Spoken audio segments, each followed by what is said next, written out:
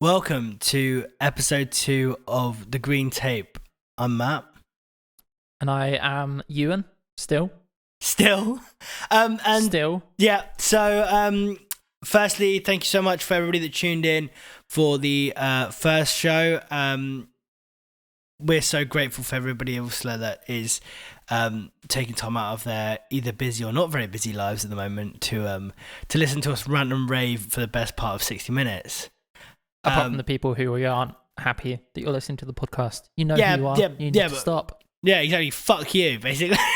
Fuck you, unnamed people who we know listen to this podcast. Today we are having the privilege of speaking to Max. Is it Gifford? I want to make sure I get the last name right. How do you not even know his last name? We've just been speaking to him I'm for like so an sure hour it's and Gifford, a bit, but I just wanted to it make is sure. Gifford, you are correct. I knew it. Max is a clothing designer who owns a company called Bad Bones. He is also a DJ, a musician, and an all-round nice guy. Yeah, he's pretty good. He's cool. He's a cute guy. I would. Brilliant. Which actually, there's a lot talented. That going forward. There is a lot of talk of rumpy-pumpy in this one, isn't there? There's a little bit. We talk about the most attractive members of Bring Me the Horizon, the most attractive members of me and Max's old band. What else do we talk about? We talk about most attractive parts of Dan Scott. Yep, Dan Scott gets mentioned. We talk about what we've been listening to recently. We talk to Max about his clothing company, how he started that, how he started being a DJ. We kind of just ramble a little bit, but it's fun. It's been nice. I haven't spoken to Max in ages, so it's nice been catching up. So interesting, and obviously with this one, as you'll notice, it's very much us finding our feet with it as well. The conversation we thought we wanted to naturally just let it flow. So I'm hoping that you feel part of the conversation and you dive into it as much as we do. But anyway, Matt. What? I was going to burp, but never mind. Oh. This is the Green Tape Podcast, I think 2. what you mean Enjoy. to say.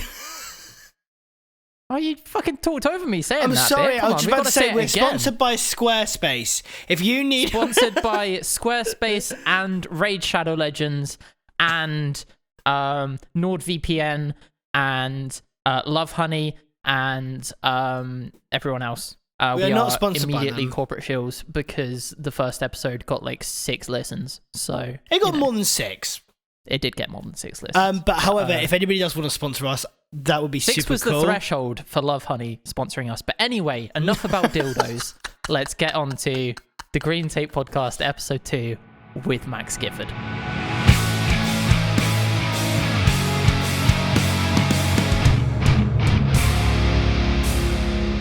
And welcome back, Max Gifford, because we've just done 5 minutes of podcast, and the professional that I am completely fucking forgot to start recording. We were on a roll. We were having a full-on candid conversation. We were having a chat. We were catching up. So what I'll do is I'll condense it down into the finer points of things. So basically, we asked, "How are you doing, Matt? Max? How's everyone doing? How's lockdowns been?" Okay, so lockdowns are good. Obviously, in the UK, we're in our 3rd one now. But to run it down for you, the first one, I kind of slept for a long time. I was furloughed. I had a bit of a panic week. My boss was like, first week was like, "Hey, can't afford to pay you at the moment. We're laying you off." And I was like, "Fuck." Yeah. And then about 5 days later... Where is it that you work again? He doesn't have to disclose that. You don't have to disclose not exactly where, but what do you do for work? So I work for a company that does a lot of men's accessories, homeware, t-shirts, things like that. I work as... So you design shit, right? Yeah, so I work as an in-house designer, and I also work as a production assistant at the moment, helping to actually make some of the products, which is really cool. That is actually... I didn't know that. That's really cool. Yeah, it's really, really fun at the moment, and one of the biggest things we're doing at the moment is just doing printed t-shirts, especially with a lot of pop culture stuff, and be able to help develop those products over the time, especially because before that, we were really mainly focused on men's accessories and wedding accessories and stuff, and it sort of meant that we were kind of isolated, especially at the moment with UK lockdown not allowing weddings to really go ahead. Business that fell pretty hard through that, but we are doing masks at the moment, which is obviously really good. Which is a reminder: everyone wear a mask. Don't be a dick. But yeah, so first lockdown was furloughed, but then I started my own independent clothing company called Bad Bones Clothing. Ewan actually helped me do a lot of photography for that, which is really awesome. I did. That was pretty sick. And then at the end, towards the end of the main lockdown, when Eat Out to Help Out was becoming a big thing, I met my girlfriend, Sammy, and we've been together about 6 months now, and we are currently looking for a flat. Well, actually, I say that's that. really good, man. Tell a lie. I say we're looking for a flat. We have one, and we're hopefully moving in April. Are you staying awesome. sort of local? Yes, I'm staying local, and she's coming here. So Sammy is this super smart PhD student. She's doing a fucking thesis on osteoarthritis, testing both. We're not allowed to speak about smart shit on this podcast. All right. Yeah, no, only dumb shit allowed, okay? All right, she's smarter than all of us, okay? Yeah. We get it. She's too smart. So yeah. Oh, that's sick, man. But yeah, really made up for you, mate. Thank you very much. So how are you guys doing? I know this is your podcast, so you should be asking the questions, but Ewan, do you want to go first? Or do you want me to go first? I've actually had a really rough week. I haven't been able to go into work. I've been really depressed. So yeah, it's been pretty good. How are you doing, Matt? I'm doing okay. So I bought a obviously I speak to you. I know he's had a bad week, and me and you actually haven't talked since he's had a bad week. So this is the first time we're actually speaking. But we'd already said, but prior to this, that we were going to try and talk less in person and more on the podcast. Because the problem is that we filmed the first one, then we spoke for ages, and then we're like, oh, we have nothing to talk about now. So yeah, yeah, I mean, it's pretty good that we actually haven't spoken that much this week. No, it is good. Speak publicly and monetize it. Well, monetized. But I am capitalize on that sad boy. Exactly. Yes. But no, it's been okay. I've been doing a lot of stuff for Dali. We've got quite a lot planned, so I've been keeping myself quite busy. As an external source for this, I can say to the audience, Dali, fucking sick. Thank you. That's what we want to hear. I told you in this a few times. You're Not the One is fucking my deadlift song. Really? I didn't know that. Oh, thank you. What are you lifting? Well, at the moment, a packet of crisps. You just said dead people. Dead people, Jesus, yeah. But yeah, no, that's my fucking deadlift song. I love it. It's so good. I love Dali, and I can't wait for gigs to be back on so that we can actually go and do a proper show. For those of you who actually have seen us live, Max was actually at our headline show. You were doing the lights, weren't you? I was doing the lights. Minute, wasn't it? I really enjoyed doing the lights for that. However, because I was doing the lights for you, it meant I was doing the lights for fucking everybody. And the first the first band were like, yeah, cool. The second band were like, mate, you're fucking shit. And then what, to you? Yeah. Did they say like your lights were shit? Oh no. Yeah, they were like, listen, man, you got the vibe all wrong. I was like, what vibe? You like, I don't. In fairness to you, you'd only ever done like lights while you were okay. We've got so many different things to talk about. We're kind of just breezing through it. We need a structure. Max is also a DJ, and Max has done a lot of lighting stuff while DJing. And this was literally the first time Max had ever done lights for bands, because we were like, fuck, our lighting guy is pulled out. Max, you've used this system before, right? Oh my God, I remember that. Jesus, yeah. So basically, for those who don't know, I DJ freelance in Southampton, and essentially what the case was that I would DJ and do lights at the same time. So I'd be fucking mixing the music, and then we have like a really small mixing desk.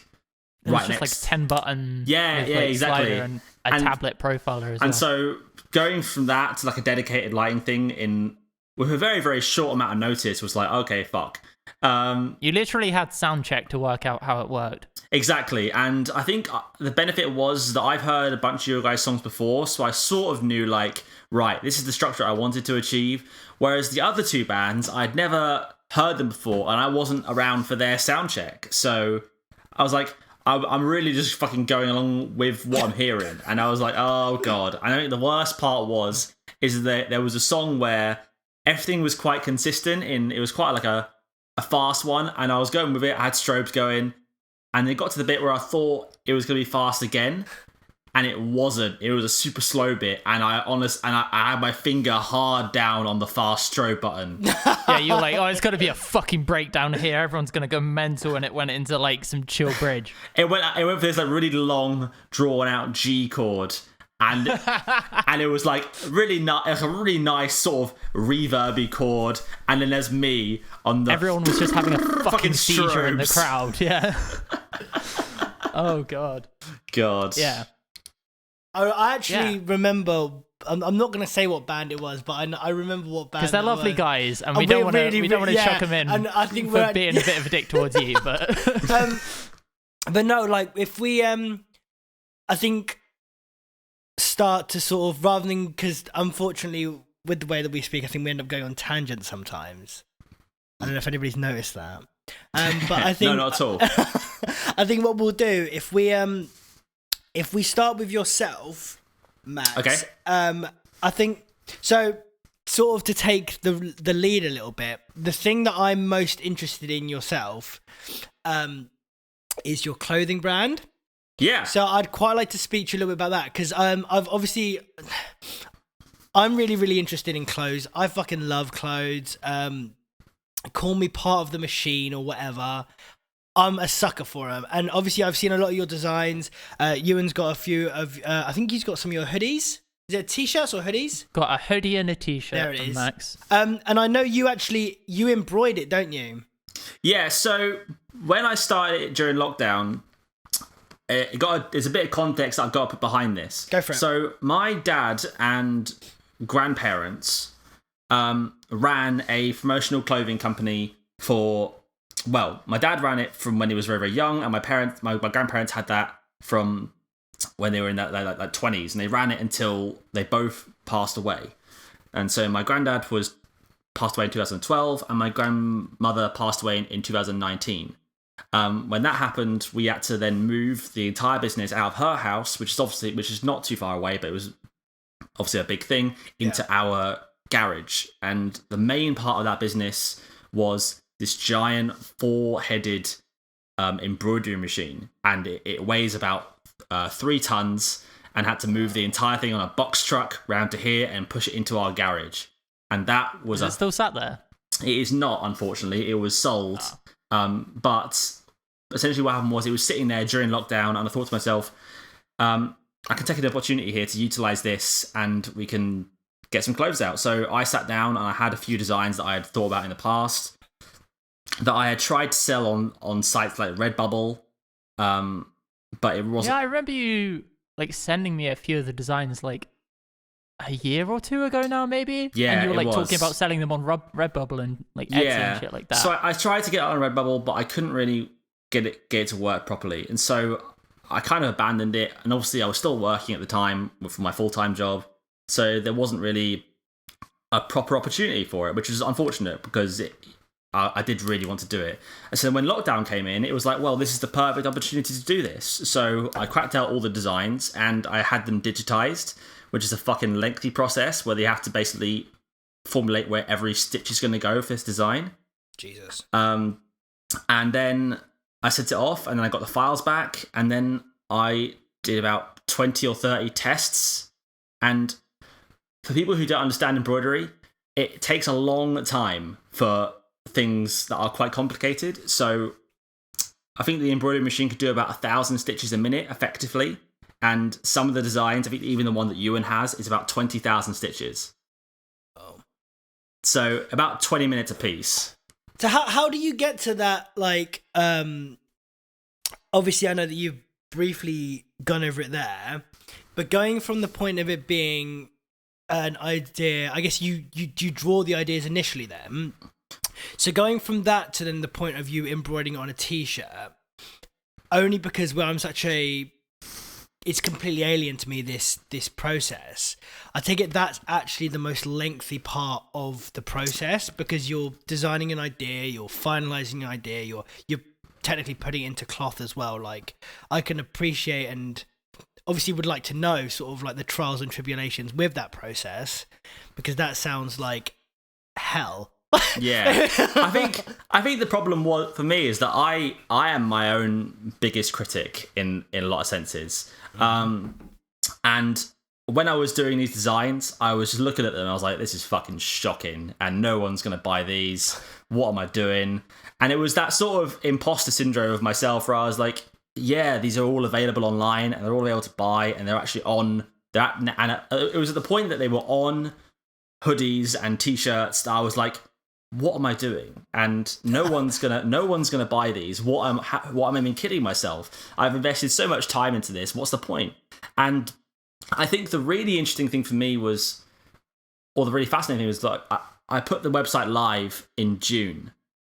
I think it was actually no. I think it was late May, and then I launched it midday, and by 3 or 4 o'clock, I had about 20 orders, and I was sat there, and it was one of those moments of real, like, oh my God.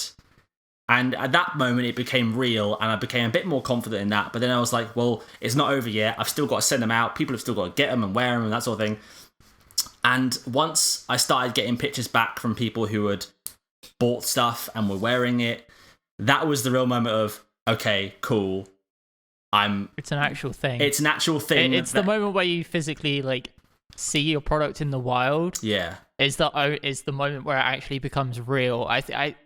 I can completely like relate with that. I don't know if Matt feels the same way about this, but when you put out music, you don't think it's real until you see people start to actually listen to it and talking to you about the music, and you're like, up until that point, it's still just an idea. Even if it's already mastered and distributed and ready to go, it's not actually a thing that you believe in until, like, it's there and it's real.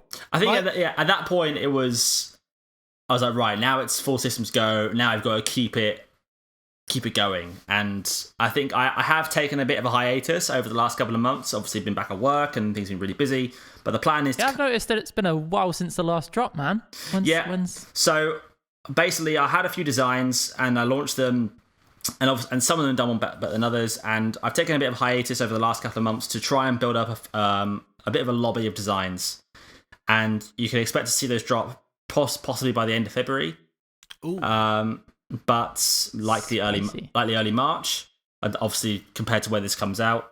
But the plan is to keep it going, but I wanted to make sure that I wasn't jeopardizing my current work and jeopardizing the quality of the designs by actually rushing them, because the initial collection designs I brought out, there were 4, and I did a sugar skull style thing, a Ouija board, an astronaut, and a heart. It was what's the word, geometric heart, and those are the 4 original ones, and I created those over the space of about a year, and it took a year to get to those points, and then I knew that I had to get some more designs started, so even while I was building a very simple website for Bad Bones, I was still designing a couple more for plans down the line. But yeah, I think what I wanted to do is I wanted to take a little bit of time to get some new, fresh ideas, open up the audience a little bit more to see if I can appeal to some more people. But yeah, I feel pretty good about it. I'm very happy I did it. And I think what it proves is that if you have an idea, fucking go for it. Absolutely. Because, yeah. So with all the designs then, obviously you said that it took you the best part of a year to finalize those. How are you coming up with those designs? Are you taking inspiration from anywhere in particular? Like, because they seem to have some sort of, like, I don't know what the word is for it, but it's almost some sort of theme, and I can't tell if that's the way that they're embroidered or just the way that maybe your art is. But they seem to have some sort of theme that runs through them. Like, where do you find the inspiration, I guess, is the best word to put for these designs, because for me, they're the best selling point. They're the fact that it's embroidered and the fact that they're sort of your own designs. Yeah. So I draw inspiration from fairly random places. I mean, a couple of designs, I saw something of my dad's. Like I saw something that he made when he was a child, and I was like, that's cool. That is cool, man. I think one of the interesting things is that we were actually we were sorting through the loft of my grandparents' house. This is when my grandmother passed away in September of 2019, and we had to go through the long and arduous task of sorting through all the stuff that was up in that loft, and my God, was there a lot of stuff, and that was difficult. But one of the things that we came across was a reel-to-reel record player. And I was like, that's quite cool. It was a very vintage one. And we got it out, we managed to get it powered up, and we put this, there was a tape in there. I was like, that's interesting. So we put it on there, and we started playing it, and it was some old music. And we listened, it's really cool. And then a voice starts singing, and it was at that point that I realised it was my grandfather in his old band. And honestly, I broke down into tears. Bless you. But that's such a find, though, isn't it? And he started, and one of the songs in there was about having his heartstrings torn, and that's where one of the designs came from. And I wasn't even looking for a tearjerker, but Jesus Christ, have you just brought out one? That's so cool, man. So that's where that one came from, and other ones like the astronaut. That was my dream as a kid. It was to be an astronaut, and it was like filling my head with like dreams of space, which is where the name comes from. And a couple of the other ones, I just drew a bit of inspiration from work, like DJing in the alternative scene and being around those people. So it all comes from those different points of inspiration. But that heartstrings one was the one where I was like, that's the last one in this collection that needs to be finished off, and that can be a dedication. And I think it was a sort of, in an almost poetic way, where it came from like my granddad ran this embroidery business, but also recorded music, and then I took that design and that sort of thing and did it with embroidery and put it on clothes, and it all came just in a weird sort of full circle kind of thing. No, man, that's super. That's cool. I didn't cool. Like, I knew they were like kind of personal to you, but I didn't realize like how much you just like took complete personal inspiration for all of those designs. That was the big one. That was like, at that point I was like, I need to do this now because this is the only way that I can sort of carry it on. Yeah. And then you embroidered those designs on his old embroidery machine. Yeah. Oh, honestly, that is. I think that's the thing, though, isn't it? Is like the especially with what we're trying to do with this podcast, is that you speak to creatives and you speak to people about how they come up with things, their process, what it means to them, and you dive so much deeper into it. And I think obviously it's very good to fall in love with the product that the artist produces, but listening to the reason why they've produced that, or the backstory to some degree, just gives it such a new world of meaning as well. It's depth. It's the reason behind it. Of course, yeah, because like obviously you not only with clothing, but you're very much invested in music as well. Obviously, you're a DJ and you play guitar. I think, do you play anything else or just play guitar? I just play the guitar. Yep. Again, my granddad was the one who got me into music, and that was a big thing. And I've played guitar since I was about 9, 10. Yeah. How in the great scheme of things, is DJing was that more important to you at the time than the music in itself, or was it just a case of that was what was readily available for you at the time? Because I think it was. DJing was readily available for me at the time, and it was a good point for me when I was a student, because obviously it's hard. Well, it's very difficult to be a student in terms of money. Yeah. And DJing presented to be a pretty good opportunity to make a good bit of money on the side. I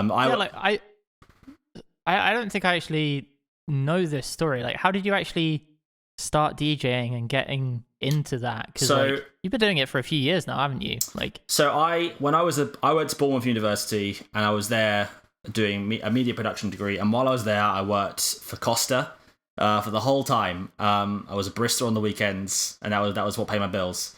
But towards the end of I'd been going to an alternative night that had been running in Bournemouth for a couple of years, and I sort of got in with the guy that ran it, and he offered me a DJing position, and I stayed there for a few years, and now in March, me and a few friends from this DJing thing started up our own night called Reverb, and yeah, I think DJing presented a really good opportunity to me to sort of travel around, meet new people, develop some skills, meet like more musically minded people. But if I had the choice, I would definitely have preferred to do like more in-band stuff. And I had been in a couple of bands in university, and as you guys know, Ewan and I played one gig together.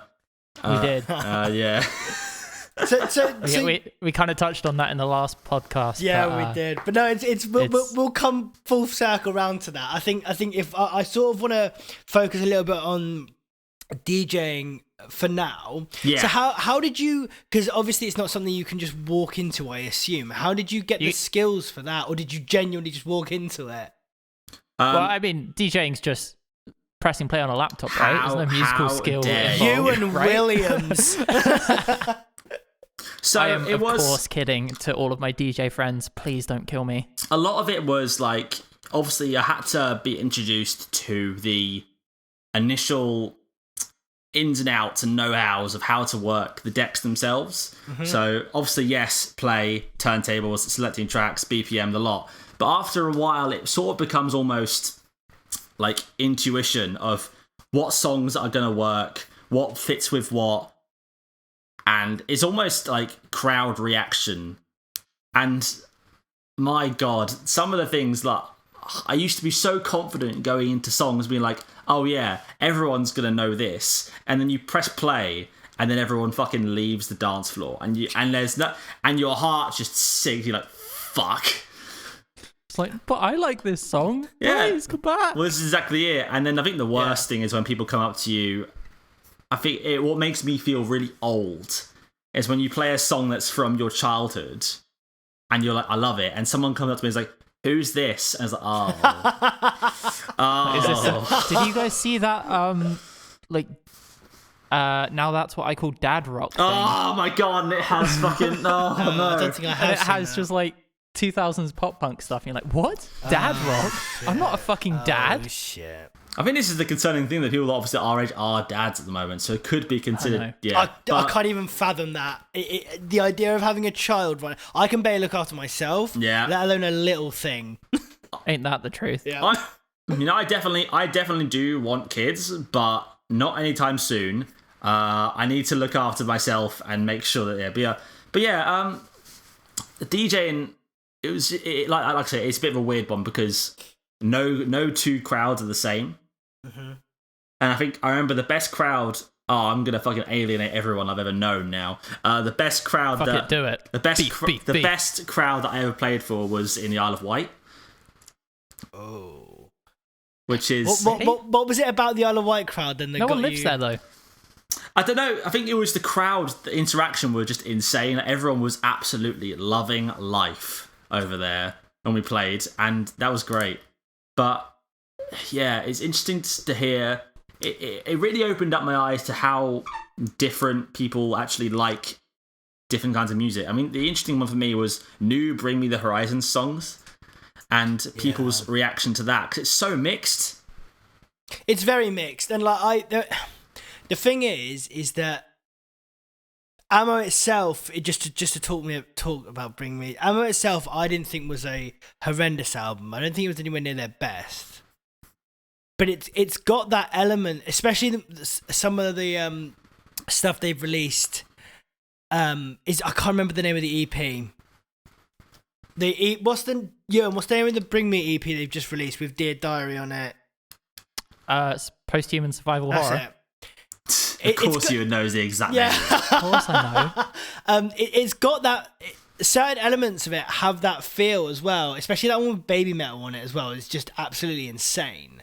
But like, I think like the nights that you were sort of on, just to you were specifically around sort of like alternative nights, weren't you? Yeah. So it was dedicated to those sorts of bands. And I think the interesting thing was, though, especially in the Southampton area, you play a lot of bands that are not necessarily smaller, but like a bit more of a, I don't know how to describe it. It's not like a niche. It's not like a niche genre, but less appreciated in other areas, is what I would say. Yeah, I think that's like good though, isn't it? But like, go on. Well, I, in my opinion, in the Southampton area, you could definitely play bands such as the Downbeat and While She Sleeps. Downbeat. You know that's a podcast, right? What? The Downbeat. Oh, this got. Let's edit this. You mean Straight from the Past? Let's edit. Yeah, that's the one. Sorry. We're not editing this. This is gold. We're not editing this. This is live. I think this like, and this is only from us being on a part of a Southampton scene. I do think that alternative music, and the reason I say alternative is because it gives it that broad term. It's much more appreciated, because the only other place that I've been to, or that I've experienced the same sort of love for that alternative style is Brighton. Yeah. I don't know if it's just the South Coast in general, but I've got there's this admiration for it. But I don't know if that's maybe a new thing that's been brewing. But I get what you mean, though. I think like the one North that is huge on alt shit. Like, I mean, the Manchester music scene and stuff like that.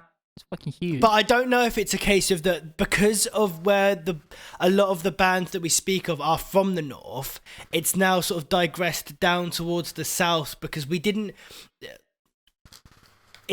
I get what you mean. Sort of Bring Me, While She Sleeps. They're both northern bands, aren't they? Same town, yeah. Yeah, but then you look at Architects, for example. Architects are a Brighton band, so I think it's very much like it depends on the area. I'm not going to break down the fucking UK into what's good and bad about it, but like, I don't think I think the South is still accepting this alternative, different music. Like, and I can only speak on behalf of myself. Like, there are some aspects of the music scenes around the UK that I think is absolute trash, but there's also some that I think are absolutely incredible, and that's all down to personal taste. And then you even like, you'd see, like, when we walk into venues and you sometimes do have a DJ playing when you are either between songs or before you're playing or after you're playing. And there is this sort of like, especially on alternative nights, there's this catalogue of these mainstay bands that seem to always be played because they're what people are listening to at the moment. And it's interesting because I also think that certain, again, this might just be a unpopular opinion, I'm not sure, but certain alternative acts are becoming more well-known. Not mainstream, because I don't want to use the word mainstream, but they're becoming more well-known in the public eye as well. So, like... You know, that's just mainstream, right? You've just described the word mainstream. No, but what I mean is, like, you look at Bring Me, except for their appearance on that Sunday brunch show, which we're not going to go over. That was amazing. But they, 10 years ago, they wouldn't have been accepted the same way I think they are now. They are more commercially viable. Yeah, I mean, 10 years ago, they weren't releasing Ammo. Exactly. Well, yes, fair point. But like, that's what I mean is that like, you're almost, I think it's because of the rise as well in not only people's music tastes being more open, but the aspect of social media as well, being more open to interpreting different personalities, because people, especially with mainstream artists, you actually don't fall in love with the music, you kind of fall in love with the artist.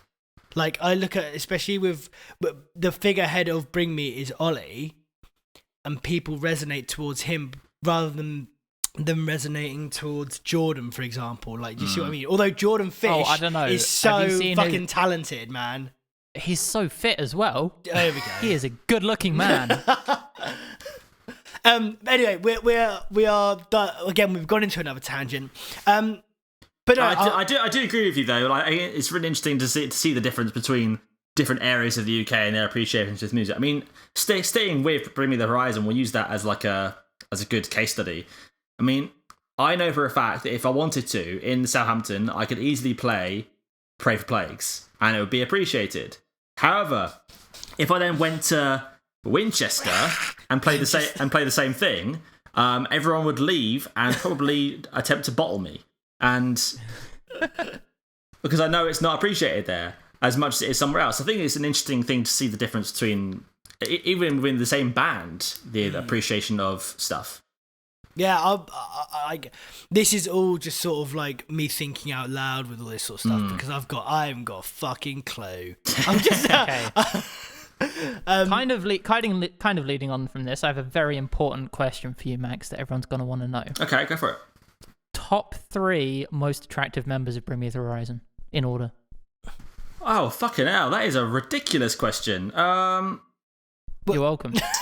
This is the kind of hard-hitting journalism that we do on the podcast. And if Lee isn't one, I don't want to know.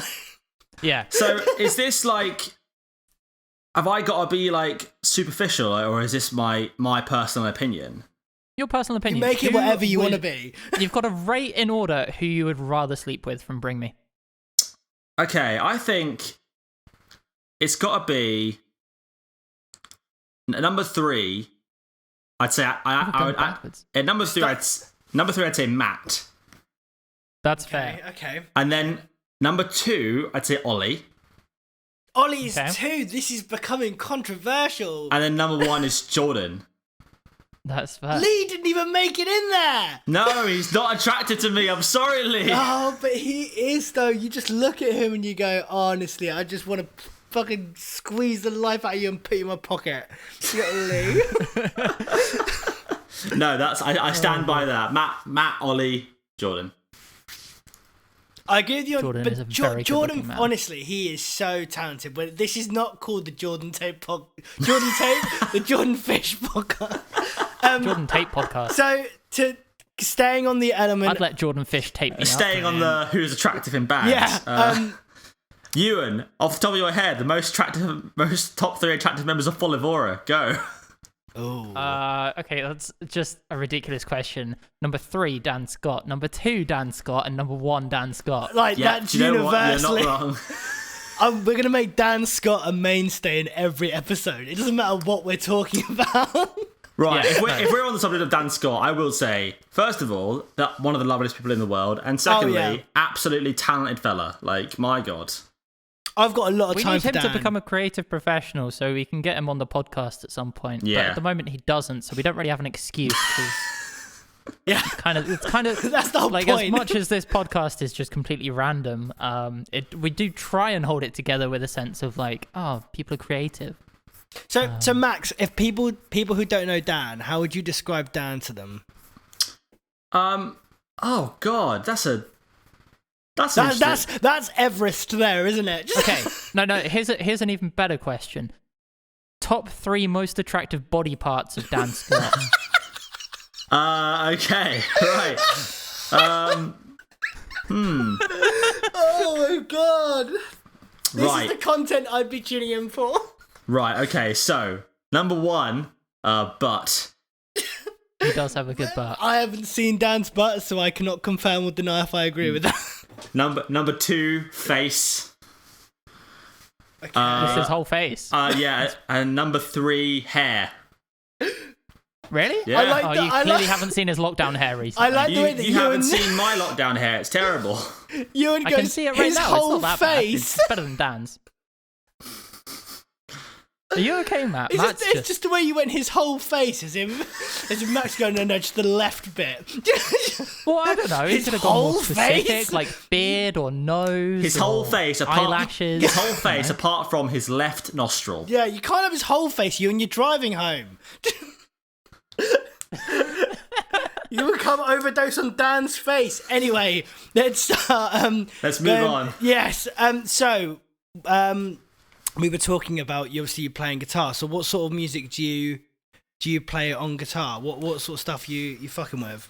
So the main Have you got a project at the moment or anything as well? Yeah, well, me and my friend Matthew, who lives in Reading at the moment, had been we've been playing guitar together since we were in school, since we were about 13, 14, and we played a few bits together. Even in sort of last year before lockdown came in, we were playing some stuff. And we have got a track that we do want to record, where we're really desperate to get recorded because we really love it and we think it could probably go somewhere. But it's more of the sort of the indie rock direction. Okay. So we take a bit of inspiration from places like Tudor Cinema Club and Bastille, that sort of things. Loads of different indie bands from around, and we want to sort of our main goal is to get that track recorded and see what happens with it. We're not sort of leaning into it of like, right, let's just go straight into that. We just want to record that track and see what happens with it. And in a weird sort of way, we both got our own things going on. Like I'm doing my job with graphic design and that sort of thing, and he's a teacher and he's a pretty damn good one, and I think he wants to sit with that. But we both want to get this track recorded and get out in the world because I'm really excited to hear it. I am really excited to hear it because that sort of indie side is something that I came to a lot later within my sort of like love of different genres. That sort of the Tudor Cinema Club. Me and Ewan, for example, share this unfathomable love for wombats. Yes, and I don't know what it is about the wombats, man, but they're just so fucking good. And like even stuff like the garage rock revival stuff, like the Strokes, Libertines, that sort of stuff. So like, is that where your heart really belongs then, with sort of like that indie sort of lo-fi music? I think it's really interesting to play it. Yes, I'd say I absolutely love playing stuff like Seagulls, Soundfender, Circle Wave, that sort of thing. I love playing that, and I love writing it, and I do love listening to it. But if I was to go to a gig, I would go to things like While She Sleeps and Bring Me and Fall Out Boy and that sort of alternative side of it, which is this weird variation of my music taste comes in. But to play and sort of vibe to, indie music is my thing, I'd say. I can fuck with that. There's the first Circle Waves album as well. I think it's such a good album. I remember. What you got? What's that, Ewan? What's that for? No, Circle Waves are just great. I've got a little anecdote, but you finished your anecdote about Circle Waves. I was literally just saying, like, I remember that coming out, and at the time, sort of driving around a lot. I remember for some reason I associate that album just with like being in, and this sounds really, really weird analogy, being in really hot cars. It being summer and traveling to places and being in really hot cars and like having that Circle Waves album on. That there's a. I mean, I kind of get that vibe. I like T-shirt weather is a song that you turn up, that is roll down the windows, and like blast down like some B road. Yeah, mate, it was the same time as well. I think that The Neighborhood released. I think it's I Love You. I can't remember the name of the album. Which is also a really. I can't remember if it's called I Love You. It's literally the same year. Those two albums came out at the same time. And I remember that because it was that, and then there was the other album I was really about that time is Haim. I don't know if either of you know Haim. Yeah. Absolutely love them. Love them to. They do it. The sort of style that they've created for themselves is just incredible. But it's really interesting. Sorry, I just fact checked myself, and they actually didn't come out the same year. But ignore me. I didn't know that you were more into the indie side of it. I was a little bit surprised with that, but it's quite a happy surprise to come across because, like even like when I met Ewan, and he wears all the logos that are really sharp. All the band logos with sharp, aggressive, static band logos. Sharp as in like they look like. Well, you can't read them. Winter tree branches, and you can't read them. Yeah. But then he also like he's fucking around with the Wombats, A Guide to Love, Loss and Desperation, which is also an amazing album as well. It's so nice to sort of like hear that people have all these different influences and styles as well, because I didn't know that you were into that sort of like indie side. That was where your heart began. Yeah, no, I absolutely love it. I mean, I was saying, I mean, my friend Matt been playing that sort of thing, and we used to busk in Andover Town Centre, and the main things we play were stuff like Little Lion Man and fucking Mr. Brightside. I don't want to class Mr. Brightside as an indie track, even though it technically would be, but at the time it didn't have this sort of weird appeal that it does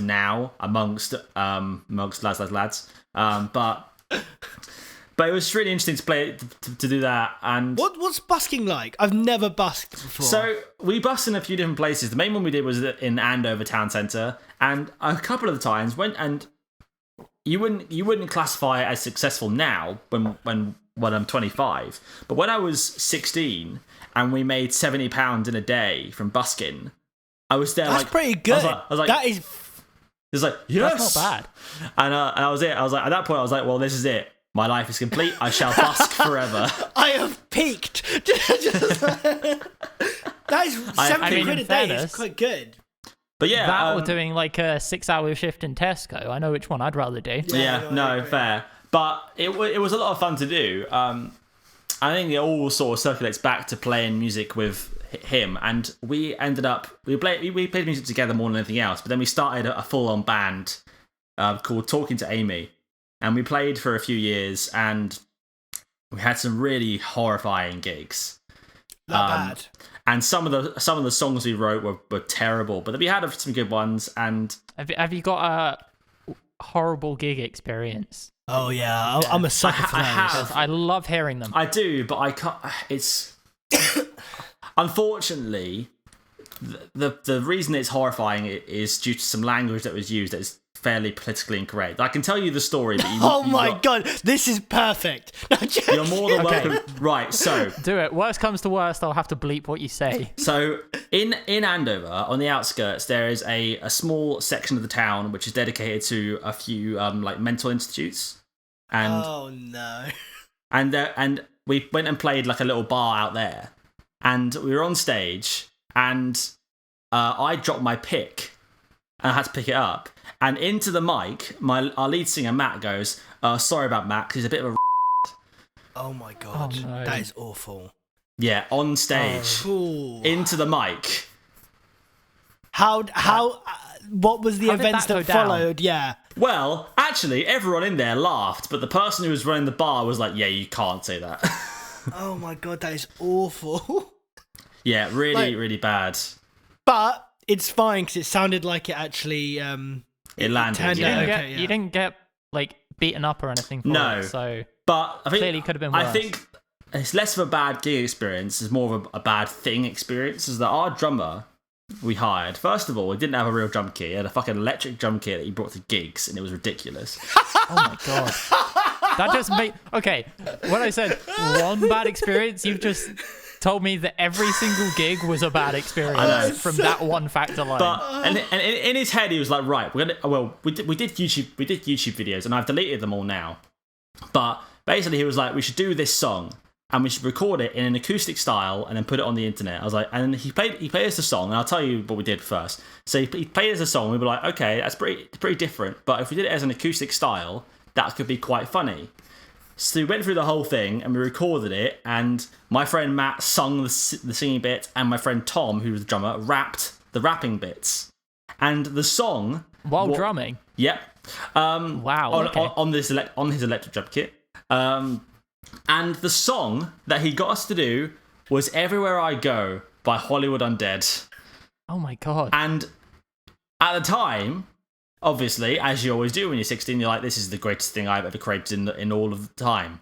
We'll be getting a call from Hollywood Undead soon to collaborate with them. And then looking back on it, you're like, oh... Have you got a copy this isn't anywhere of for that? Me to find and spread? No, I have made sure that they are not available on the internet anywhere. Oh man! God damn it! I think that's the whole point, isn't it? That when you're starting out doing anything creatively, you have to sort of accept that whatever you do to start with is going to be utter shit.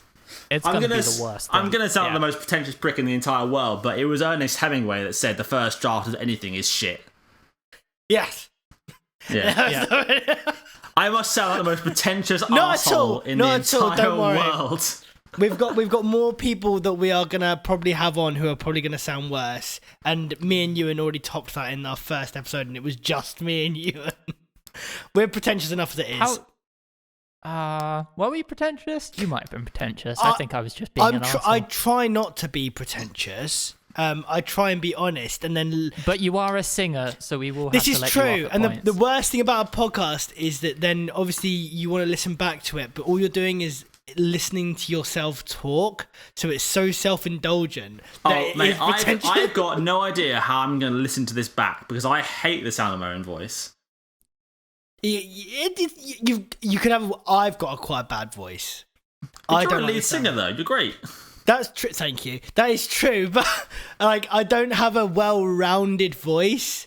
It's sort of just like I can't even define what it is. My voice just doesn't sound real. It just sounds like some made-up Enid Blyton voice.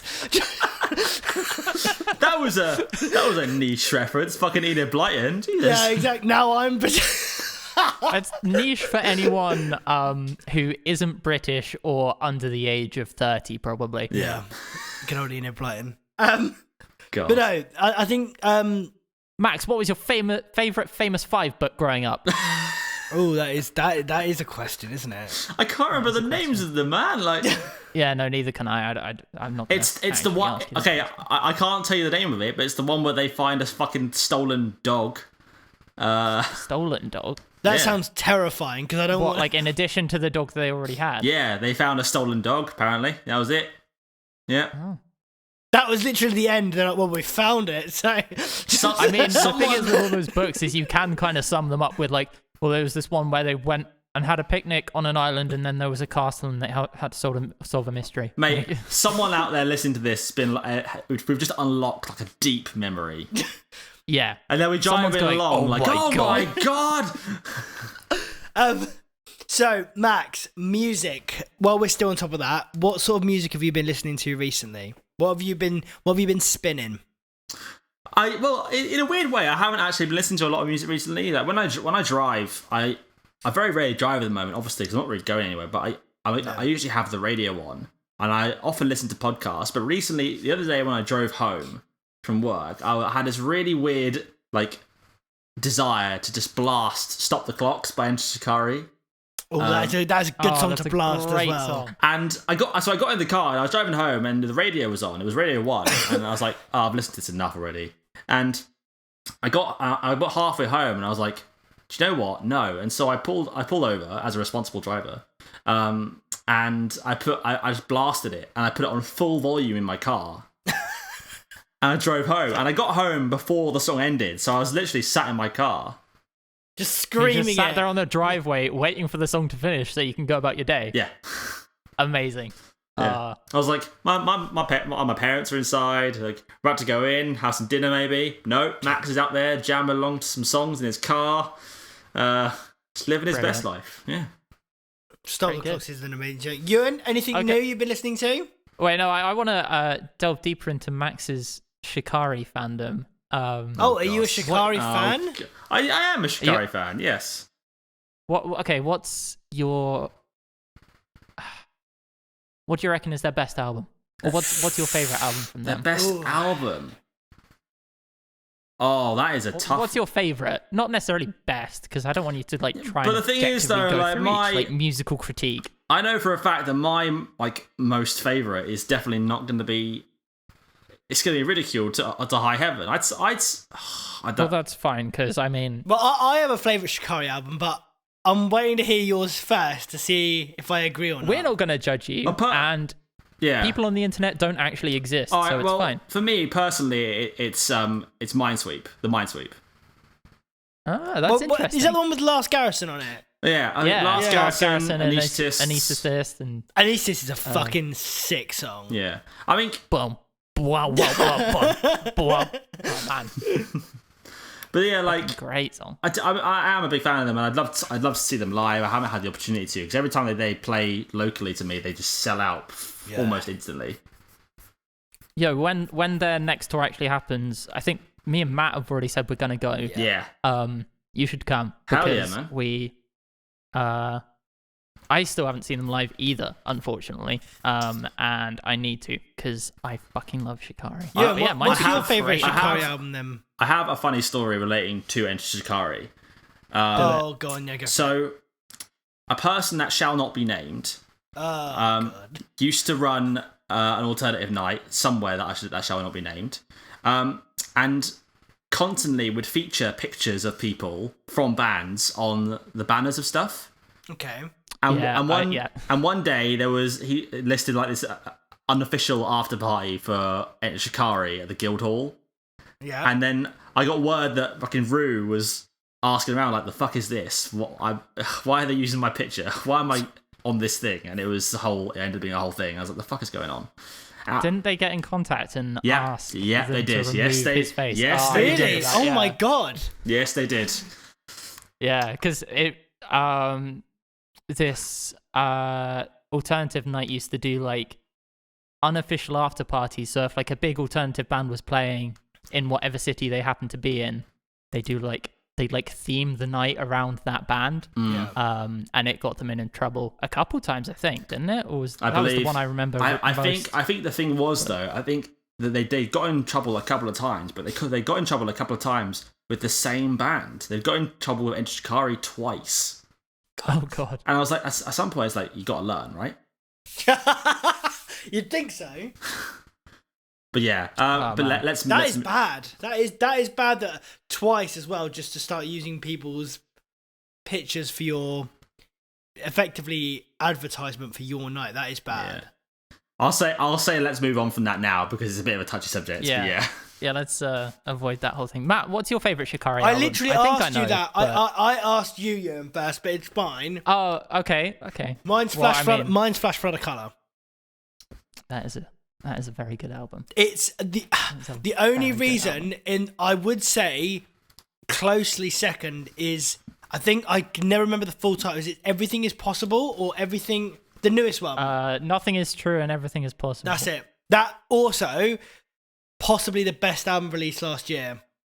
Yeah. Because it was my favourite album last year. Oh my god, it's got every song on it except for there's one song on it that sounds like a Disney song. What's the song? And it's instrumental. Oh, the like orchestral one? I like that one. I just don't vibe it. Waltzing Off the Face of the Earth. It's something like that, yeah. But Flash Flood of Colour is just the gift that keeps giving every. Is Flash Flood of Colour the one that has Warm Smiles on it? Yeah. So it starts with System Meltdown, which is a fucking smashing opening. And then it's Snake Pit, isn't it? Whenever I DJ'd in Brighton, that was the most requested song by a long mile. Like a long. What, Meltdown? No. Warm Smiles. It's that guitar. No, yeah, it's the guitar in it, isn't it? Yeah.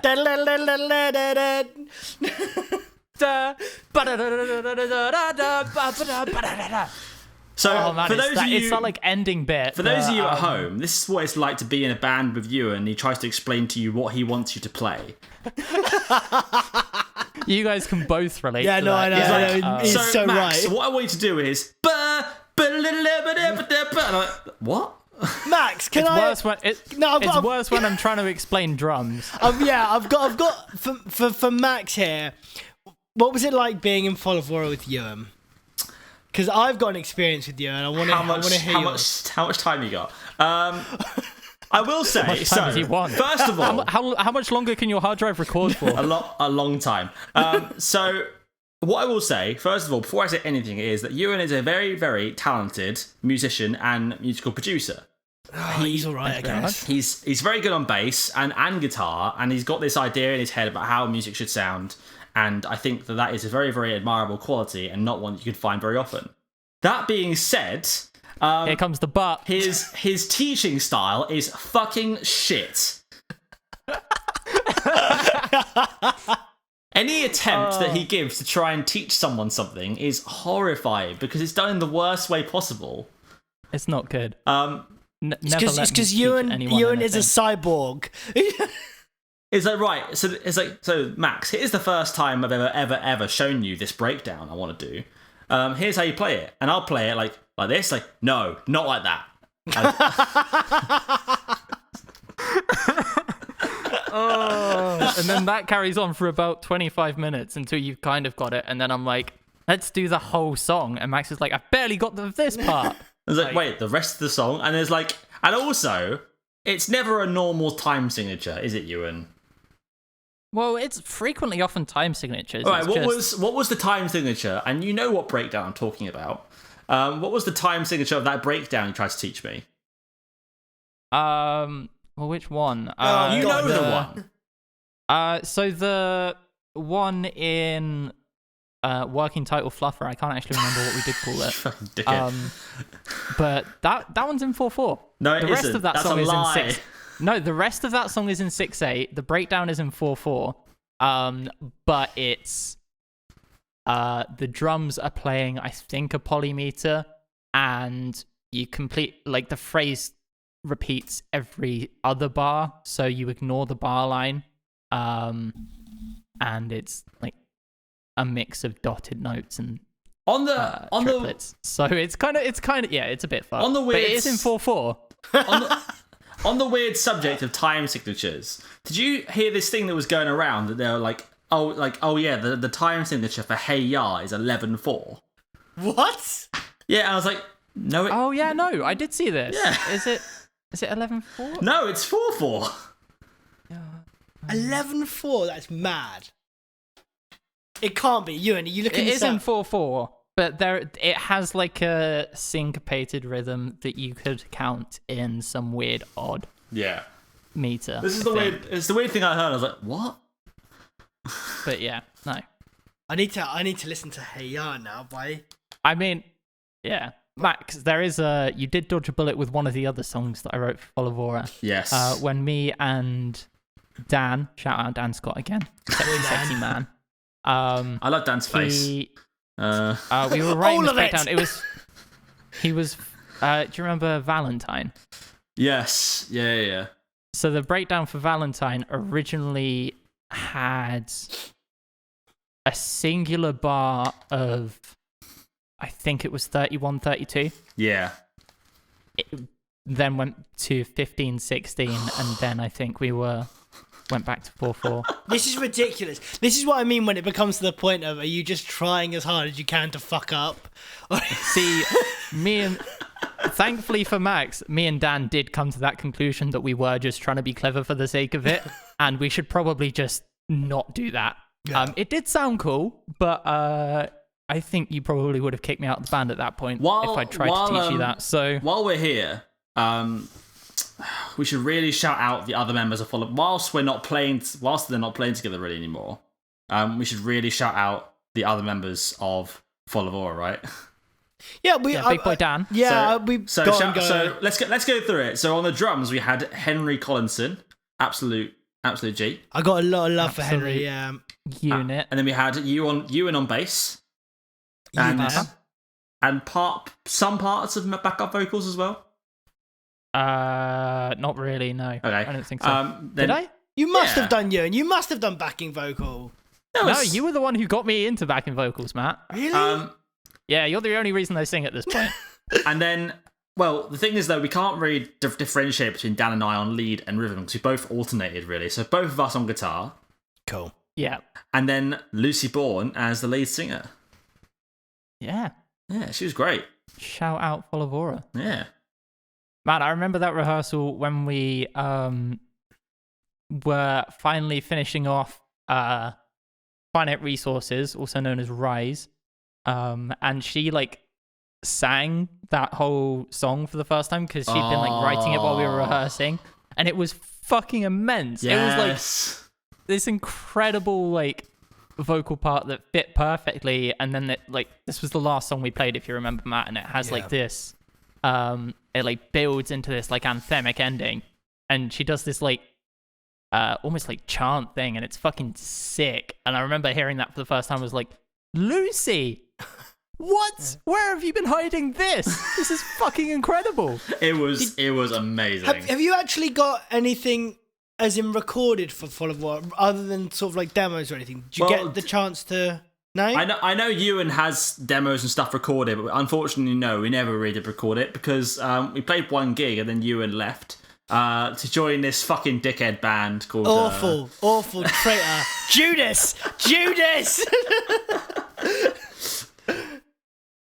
I think that's the thing, because we did touch on Followora in the first episode. Yeah. But I do still go back to the point. It was one of my favourite live shows that I remember turning up to it and just being I wasn't really too sure what to expect, and it was a weird gig because it was a lineup of 4 bands, and obviously we were the first band, so fucking the grunts of the entire gig. And then like a week before, one of the bands dropped out, so we're like, okay, now we're at only like the first of 3, and that's cool. And then the day before, the other band dropped out. So it ended up being like, okay, we're the opener for the headliner. It's great. Yeah, it was you and Tether, wasn't it? Yeah, it was Tether are great. We've played with. I think we've played with Tether as. I don't know if Ewan was with us at the time. I played Slaughtered Lamb. Yeah, we did that show with Tether as well. Yeah, that was cool. They're really cool guys. But no, I think that's the thing, isn't it? Though, the more you go around, you play live, you meet these people in the circuit. Like, obviously, I've met quite a few people through Ewan, and just through. Obviously, I've met Max through Ewan, but I've also. I think Ewan's then met a fair amount of people as well through myself. It's networking the way it is, but I think one of the things that I'm quite grateful for is something like this podcast, because then we can still talk to the people that we actually care about creatively. Met along the way. Yeah. It's not about the destination, it's the friends you made it's along the journey, way. isn't it? The treasure was inside you all along. But no, I think that's You can't talk about that on the podcast. Come on, this is a family-friendly show. What I get to in my spare time is entirely up to me. But no, I think that brings us quite happily to sort of like the sort of arse end of the podcast. We haven't done the rest of the music bit. We asked Max what he's been listening to recently. What the fuck have you been listening to recently, Matt? Mine hasn't changed since the last podcast. I'll be honest with you. You're still listening to I've forgotten. Paris. So still listening to Paris. Still listening to. Actually, Architects have dropped a new song, Meteor. That is a really good song. That's a really good song. Oh, actually, interesting question for you. I'd love to hear you guys' opinion on this. What's your opinion on the new Foo Fighters song? I haven't listened, I'll be honest. Okay. Foo Fighters dropped a new song? Yeah. It's called Waiting on a War. Okay, what do you think about it? I mean, you've started with I mean. That means it's not right. You started with I mean. My only gripe with it is it's kind of similar. It's a very similar structure to a lot of other Foo Fighters songs. Where I mean, it wouldn't be a Foo Fighters song if it wasn't. Where at some point it's just Dave Grohl saying the same line about 6 times whilst the song slowly gets faster, if not the same word about 6 times. Yeah, but apart from that, it is good. It is a good song. I think, unfortunately, it just falls into that sort of Foo Fighters structure. I've got a certain reservation about Foo Fighters, and it's actually, I think, the same one that me and Ewan share about Green Day at the moment as well. Oh God. So I'm not gonna go on record and say it. I'm just saying I've got certain reservations, and Green Day are a really big. I'm gonna go on record and say it. Green Day suck. No, the new album. So there's a backstory behind this. Me and Ewan were on the way to the studio. Basically, what happened was we were staying in were we in an Airbnb or we were in a hotel? No, this was Travelodge time. Yeah, we were in a travel. It was desperate times, desperate measures. Anyway, we stopped on the way to the studio to get some breakfast. And I think Ewan read somewhere while we were waiting that Green Day had just released a new album, and we stuck it on in the car, and it just ruined the day. It just ruined our entire day. It was fucking awful. We didn't we didn't even finish the album. The album's only like 28 minutes long or something, and we couldn't finish it. We just were sitting there, and I remember it being quiet for the best part of 5 minutes, and then the first song ended, and Ewan went, "Better not go on like this." And I was like, "Oh no!" And yeah, so it wasn't. That's my reservation to agree. And Foo Fighters, I think Dave Grohl's a better drummer than a singer. That's my hot take on it. I think as a drummer, you can't even come close to him. I mean, you are just the 90s grunge simp, though. I know, but it's so true. Anyway, I haven't got any other than that. There's no other new music I'm listening to. Ewan? Oh no, that is not true. There is a song that when it came out, we were like, we're not going to talk about it because we're going to have to talk about it on the podcast. Oh, the Sleep song. The new While She Sleeps song. Yes. Max, have you heard it? I haven't. What is it? Is it You Are All You Need? Is it something like that? You Are All You Need by While She Sleeps. Okay. Right. Once I'm done with this, I'll send you a text to let you know, and you can probably edit it in the end of this podcast, right? Yeah. Well, actually, look. What we'll do is we'll do a little pause right here. Max did like the new song by While She Sleeps. He also said that Ewan is the best podcast host he had ever heard and that Matt needs to up his game. But it is a really good song, and like I think since I never really got into Sleeps until I heard So What.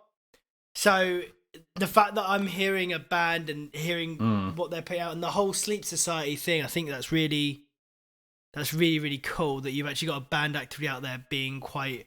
I know that they're quite involved with their fan base anyway, aren't they? Watch This Sleep. Is there? Yeah. Question for you. This is more of a question for Ewan because Ewan's involved in. It's probably more involved in their fan base than I am. Is there drama between While She Sleeps and Ollie Sykes? I don't think so. Please don't bring that on here. I heard from an independent source that there was like shit going on. And no. What, like currently? No, well, apparently it was after they recorded Silent Speaks. Really? Yeah, apparently something went on, but I might be wrong. My source may be wrong. I haven't heard anything about that. That may be true. I don't know. I can't imagine that. No, because they played some shows together. Like Ollie came on and featured live, like after that song was released and shit. I heard a weird rumor, but I wanted to see if you knew any facts. But yeah, no. That's whole Umbrella Academy thing there, isn't it? I don't know if anybody else has seen that. No. Yeah, right. Nobody. Okay, don't worry. Anybody out there who has seen Umbrella Academy gets what I mean by that. Yeah. Anyway. Yeah. No, I feel that. But no, they go to. Ollie has a bar in Sheffield, which is actually pretty cool. And I'm pretty sure they go there. They used to go there fairly frequently. I've seen them doing stuff in there. All right. Okay. I don't think they've fallen out. That's good. But, yeah. That's good. Anyway. But, okay, Matt, the new song. Yeah. I didn't like it when I first heard it. Oh. I put it on and I was like... Ewan? It was the vocals. I didn't love the chorus. There was never like a hook or anything. I liked that about it though, because it's sort of... The one thing I liked about it is that it was kind of every section was kind of new. They did that with Sleep Society as well, yeah. It's no like real chorus. And it landed immediately for me on Sleep Society, and it didn't with this one. But then I was like, okay, I love this band.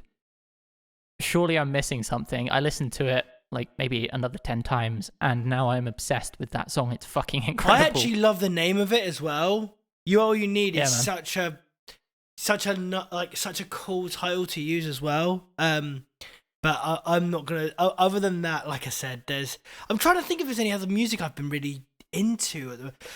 I'll be honest with you, the only thing I've really been listening to is this new fucking demo we've been doing.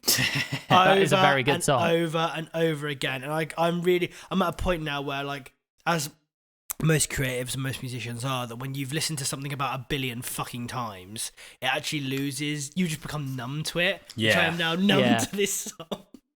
I think haven't it's listened to it in like a week or so I'm looking forward to listening to it again at some point. I think it's like a lot of things. It's like when you sort of like spend so much time on it and drill into it, it loses all meaning. Yeah, it really does.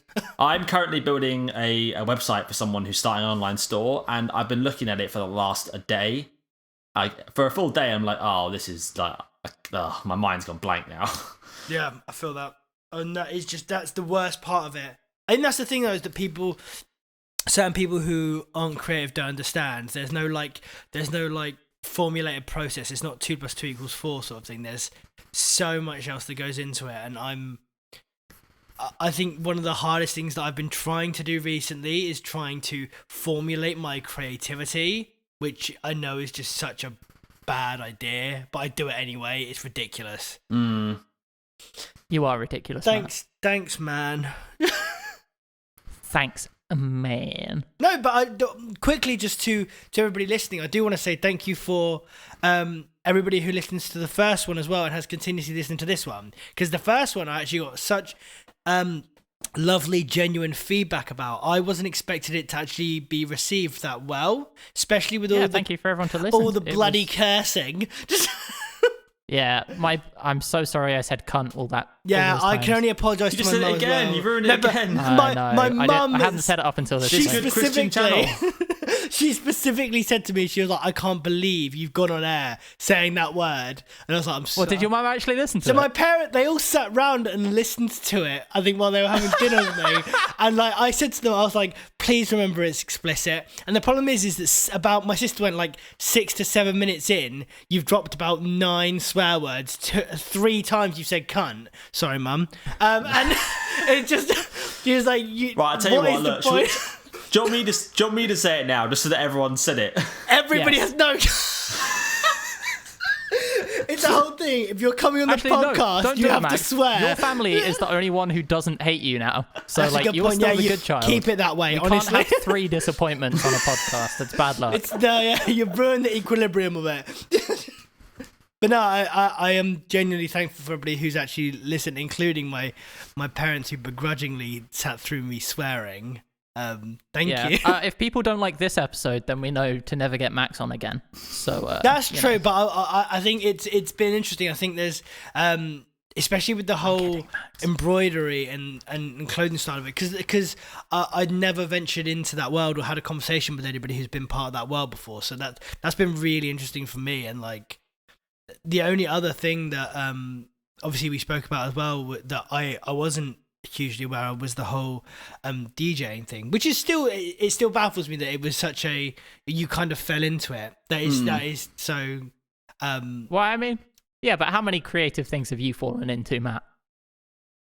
I don't, just like by accident. I don't actually know, because it's got to be a lot, right? Not really, because I make something and then initially don't like it, so I destroy it and eradicate any proof that it existed. So normally normally not that much. But I'm saying that though,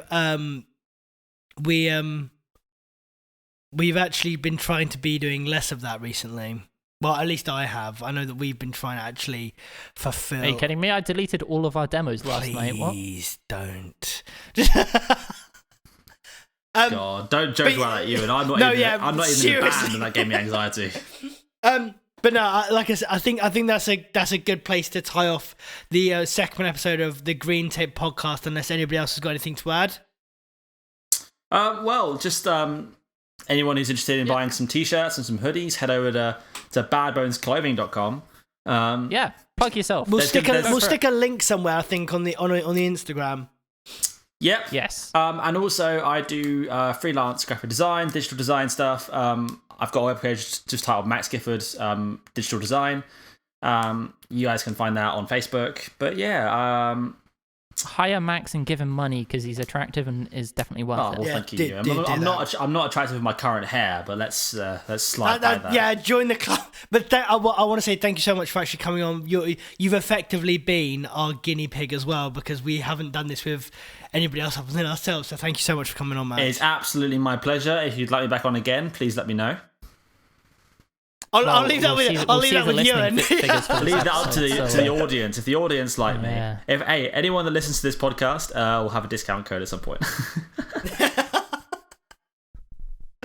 Okay, actually no. I'll tell you what. I'm gonna make it official right now. Anyone that listens to this, green tape BB is the discount code for getting any stuff from Bad Bones Clothing. Ooh, and that will not be posted anywhere. You have to have listened to an hour of us talking for you to get discount. Yeah, it has to be right at the very end of this podcast. If you listen to that, there you go. Yeah. So what was that?